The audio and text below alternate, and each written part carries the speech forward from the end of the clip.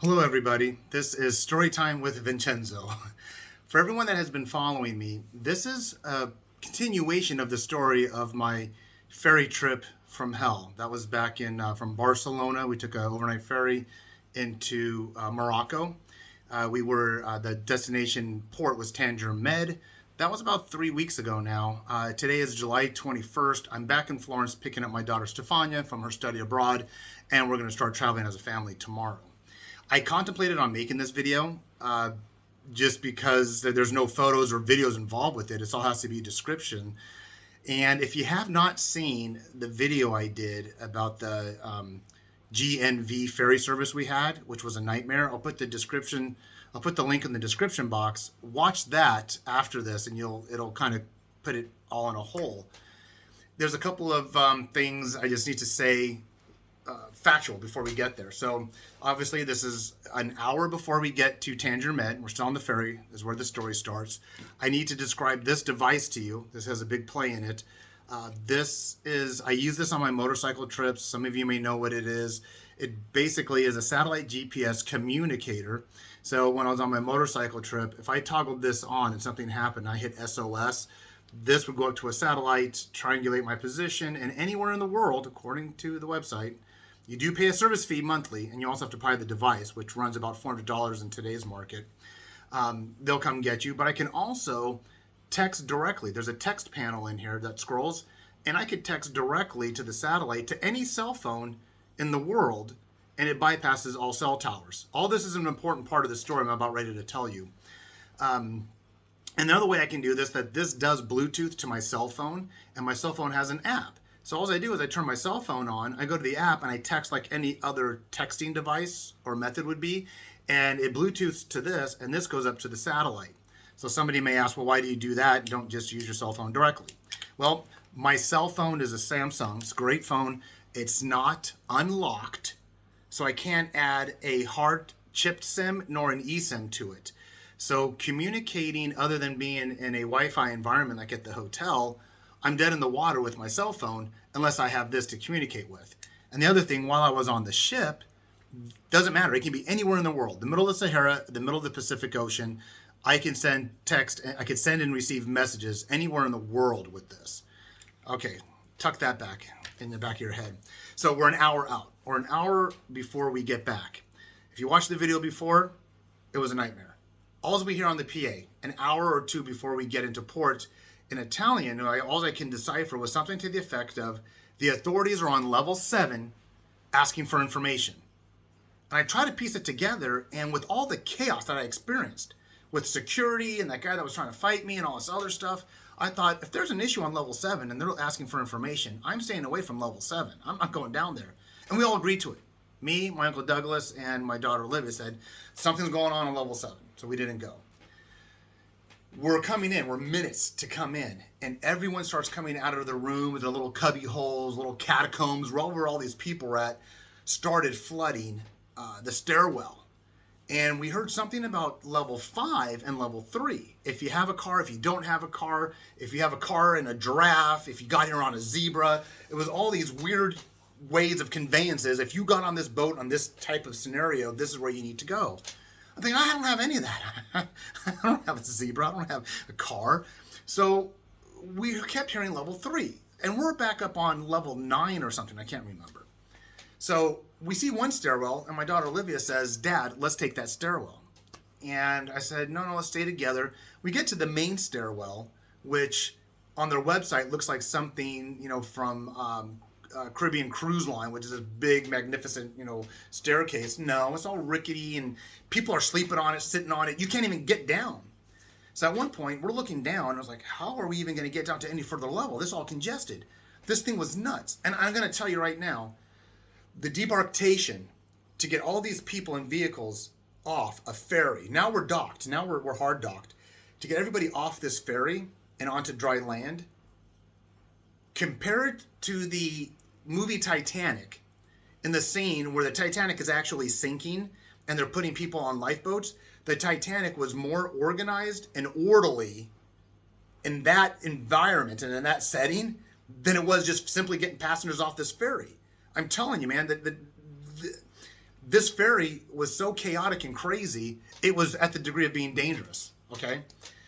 So my Uncle Doug looks down and he goes, hey, I'm going to go find out what's happening. And he's got all this luggage with him. I go, well, I don't want to go down there. It's too congested. It's too crazy. How are you going to find out anything? But he does. He proceeds down this chaotic stairwell that's all congested. We're waiting for him. And a ship employee comes out and started asking how did you, everybody that was on the floor, because we're all looking down at this chaos. And they said, you have to wait here.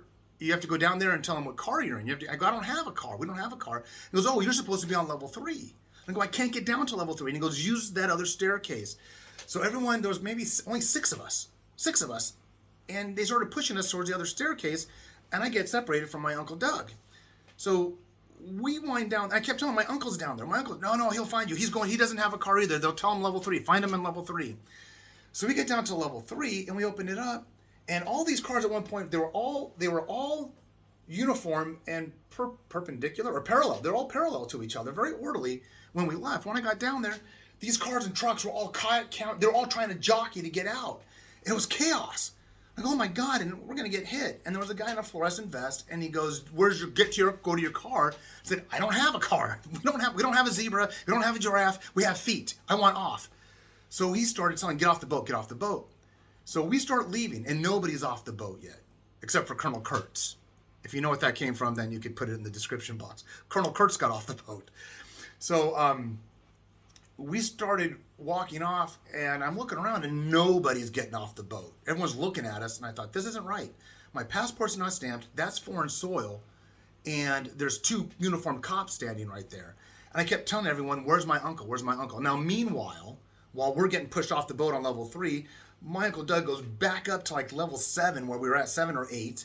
He's looking for us, and we're not there. So he made one trip down with big luggage, one trip back up with the luggage, and then a second trip down. So 3 times he negotiated those stairways, and they're telling him pretty much the same thing. Get off the boat, level 3. But we get separated. None of us have, by the way, this is where this comes important. None of us have communication. We don't have our SIM card set up from Morocco at this point. We can't communicate with each other, and I'm depending on that GPS. Some way, somehow, even though he may not even be able to receive it. And so we walk off, and I might have to do 2 parts to this. I'm trying to get it under 15 minutes. So we walk off, and it's not feeling right. And as soon as we walk off the ferry and we're on Morocco soil, the 2 uniform cops go like this. We walk up, and I'm looking at them, and they go, is your passport stamped? Where's your stamps? I go, I don't have it. I never got my passport stamped. Pause. Remember I said that they were saying that the authorities were on level 7 asking for information? Well, the direct translation to that when we're an hour or 2 out was the authorities are on level 7 asking for your documents and your passports. They're stamping the passports now to enter into Morocco. So when we get to Morocco, you're already processed through immigration. That's what they were doing on level 7. But because of all the previous chaos and misunderstanding, we didn't want to go down there. So I'm thinking, great, now I'm in Morocco proper, and 2 cops have just pretty much taken Olivia and I, and nobody's off the boat. So I'm thinking, yeah, I'm going to jail, locked up abroad. Uncle Doug will never see me. I just hope they keep Olivia together at this point. So I'm sweating bullets. We got all of our gear. Another police officer comes up, and he's in plain clothes, and he speaks English. And I explained to him we didn't get stamped. And he looks over at the ferry. Now, one thing that had happened, and I don't know why, is that when Olivia and I walked off the ferry, there were people on the railing. And they all started applauding real loud. As soon as we walked off, we looked up, and they started applauding really loud. And I thought, number one, they're applauding because they know we're being arrested. They're like, haha, suckers. Or they're applauding because they think that the debarkation is starting, that everyone's getting off the boat. So he asked me, I go, no stamp. And he looks at the boat, and he goes, that Italian ferry is a mess. Every time they come in here, we dread it. And he goes, they're never organized. This isn't. He goes, where are you from? I said, United States. He goes, come with me. And I thought, I'm still thinking I'm being arrested because I entered the country illegally. So Olivia comes in with me, and I start shaking. And he gives me the immigration documentation, where you're going, where you're from. And then he sees me. He goes, calm down. He goes, you're okay. You're okay. And I go, my uncle is on the boat. My uncle. We got separated. He goes, no problem. He has to come through here anyways. You will see him. You can't go back. You can't go back to the boat. You'll find you. So I don't know where my uncle's at this point. So I'm shaking. He gets this cold bottle of water and he gives it to me. I down, gone. And I'm filling out the form. He looks at me and he takes Olivia's form and he fills it out for her. And he keeps telling me to relax. You're okay. You're fine. You're okay.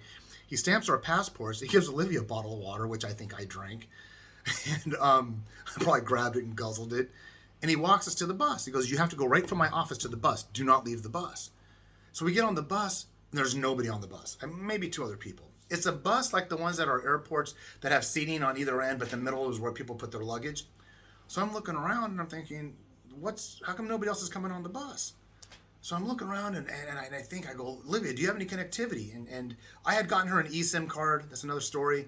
And I started trying to connect through my satellite, not knowing who I was going to contact. And I end up taking this out of the, now this is in a holster, and it's on my belt on my left-hand side. I take it out of the holster to put it near the window on the luggage rack. So now the antenna has direct sight or quasi-direct sight to a satellite system. So I leave it there, and I'm trying to text. Then I see some people queuing up, and I see my uncle. And I go step off the bus, and the cops go, no, can't get off the bus. You have to stay on the bus. And then I yell at him. He goes, I see you, I see you. So the plainclothes cop sees this dialogue, and he goes, that's your uncle? I go, yes, that's him. He goes, stay on the bus. He gets, Uncle Doug does the same process in his office, comes back, and we're all just still kind of freaked out. Like, what the hell had just happened? What the hell just happened? Story's not even close to over yet. So we all start talking. The bus starts filling up at that point. And all these cars are coming off really well. Everyone's honking. I mean, this is beyond anything I've ever seen before in New York traffic. Oh my God, honking, yelling, all these cars. I couldn't believe this ferry can hold this many vehicles. So we end up taking the bus, and we're going through this aisle area that has fences with barbed wire that curls in. And I'm thinking this is the road to the prison we're all going to. But it was the international part. We're not necessarily in Morocco yet, like an international part of an airport. So the bus stops, we get our gear, we get off the bus, and there's these two glass doors that are open ajar, one set, another set next to them that are closed. So we walk in, and nobody's really telling us what to do. We make a left, and there's a bag scan machine and a metal detector doorway thing that you walk through. So we get to the bag scanner, and my daughter Olivia, my uncle Doug, they put their stuff on. They're in front of me. They go through. I'm putting everything on. I go to grab my cell phone and my GPS to put in my knapsack so they can go through the scanner. And what I get is an empty holster. And I freak out. I remember I left this on the thing. My only mode of communication is on the bus. So I start yelling right then and there in front of God and everybody. My GPS, my GPS. I'm patting my body down. My GPS. I do an about face. My uncle Doug and Olivia are on the other side of security at this point, so they can't come. I make a big scene. I run out. I run to that first set of double doors I told you about, and they have these curled handles about the diameter of a silver dollar. They're aluminum, and they curl. I grab them, and I start shaking them, trying to get out, not thinking, just go to the open ones. And in the force that I'm shaking it, I bust off the left one. Comes right out of the door, right out of the glass. And I let go, and I'm looking at it, and I see the open ones, and I start running down to the open with the handle in my hand. I'm running with this handle from the glass door in my hand. So I'm thinking, what am I going to do with this? And I see a planter, and I just get it, and I just shove it in the planter. And I'm not even thinking that somebody saw me just break this door. I shove it in the planter. I run to the bus. The bus doors that we just came in are still open. I run in, and there's still a crowd of people negotiating their bags, because there was a lot of bags. I start saying in English, because I don't know what language anybody speaks. French, Spanish, and Arabic was the most common. I just started saying, GPS, radio, walkie-talkie, GPS. Everyone's looking at me like, yeah, well, here's another crazy American. That's the one, we always got one, and here he is. So no response. I run on, and I'm looking all over the bus forever. Nothing. I run back out to the crowd, and I repeat myself. Nothing. I go back. The bus doors had closed. So then I start putting my fingers in the bus door, trying to get back in, thinking maybe it's in the bus, and I don't see it. I can't let this bus leave. So I'm trying to pry the doors open, and the bus driver's like, I'm not in this maniac back in the bus. So I turn around, and this lady unzips her pocket, and she goes like this. I went, oh my God. Thank you. Now, keep in mind, 99% of these people are coming from Barcelona out of Europe into Morocco, Tangier Med. Most of them are of Arabic and Muslim affiliation, either by the way they dress, or maybe they don't dress so much indicatively of what you would say what a Muslim would dress like because of what we would see in the media, but they're still Muslim. So she was dressed very plainly. So when she shows this to me, the passionate Latino Italian that I am, to show appreciation, I said, "You saved my life, thank you." Not, I could kill less if she knew what I was saying. But then I hugged her. I gave her a hug, thanking her. I gave her a kiss on the cheek. Probably Muslim lady. She comes uncorked, and she starts yelling at me in some other language. And I'm like, I gotta go. I don't know what she's yelling at me now about. So then I run back in like O.J. Simpson, and you're only going to get that reference if you've seen the Samsonite luggage video from the 1970s. So I'm running in, going through that checkpoint. I'm thinking, hey, I'm happy. Everything's good. No. That big scene I caused initially got the attention of the police on the other side of security. So I walked through, and they said, what is that? What do you have? Pretty good English. I go, well, that's my GPS.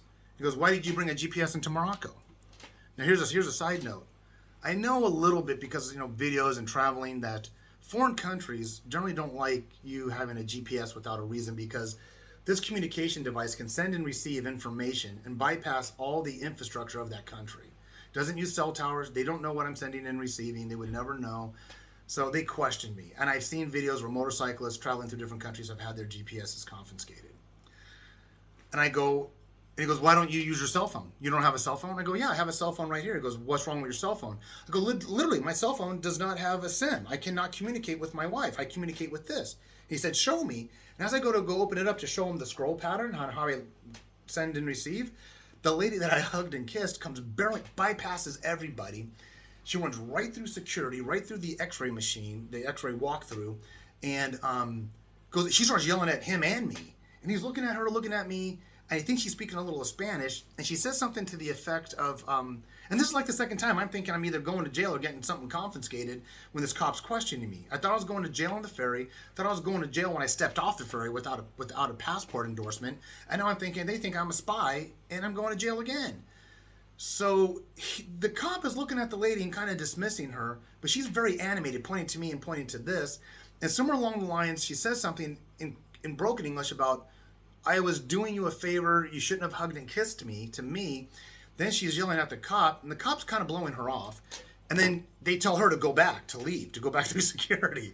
So she leaves and shakes her head, but I think she was speaking some element of Spanish, because what my Uncle Doug picked up was she came up and was telling the cop, I found it on the floor, I thought it was a toy, that's why I took it, but when he came, I gave it to him.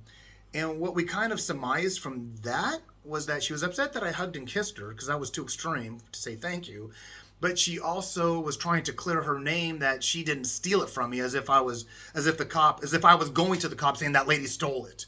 I think that's what she thought, kind of, and I didn't. The cop called me over to interrogate me about the GPS, but she's trying to clear her name, saying, no, I found it. I thought it was a toy. That's why I had it.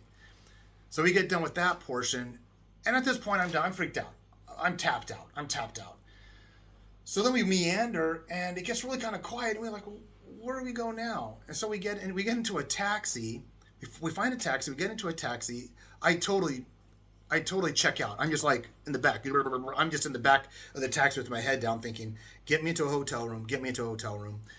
So my daughter Olivia has been like Magellan, navigator. She sees and knows everything. She does something very smart, that when we have a hotel, she goes on her phone and she looks at the address, and then she looks at all the pictures of the hotel and what's around the hotel, so she can have a visual reference of where it's at. So as we approach it, the taxi driver going around the block multiple times. Look, kids, Big Ben, Parliament. Look, kids, Big Ben, Parliament. And Olivia's saying, it's right there. It's inside the middle of the complex. And Olivia recognizes it from the photos, and she even sees the name. But I'm in the back like a zombie. I can't even function. My Uncle Doug can't. He's trying to use his GPS, and it's not picking it up. But they're both in a position. When they look up, they don't see the angle that Olivia does. So finally, we stop the taxi. I gather my sense. I go, stop. So I got out, and I asked, and I walked down the street, and it's inside of a complex, and then it goes up. And it has the name. I came back and go, it's right there. So we end up finding it. It's about midnight. We walk in, and because we were late, because the ferry was 9 hours late, they tell us you don't have a room. And I'm just thinking, okay, I'm not in jail, number one. No one's chasing me anymore. I'm okay. I'll go find a curb to sleep on at this point, because I can't even function to think about how to get a hotel in Morocco. So they looked at it and they said, we still have your room, but we canceled. So they reinitiated the reservation, which everything ended up working out fine. So that's a little bit I'm watching this mosquito flying around as I'm talking. But that is the tail end of my trip from hell. I was really contemplating on even doing this video. We'll see how it pans out. I'll throw it out there, so I hope you all enjoy it. Ask questions if you want. Other than that, I'm going to get out to Florence, see some sights probably, and then get my daughter cleared out of her apartment, and then we're on our Euro trip 2023 America vacation with Chevy Chase. All right, bye-bye, everybody.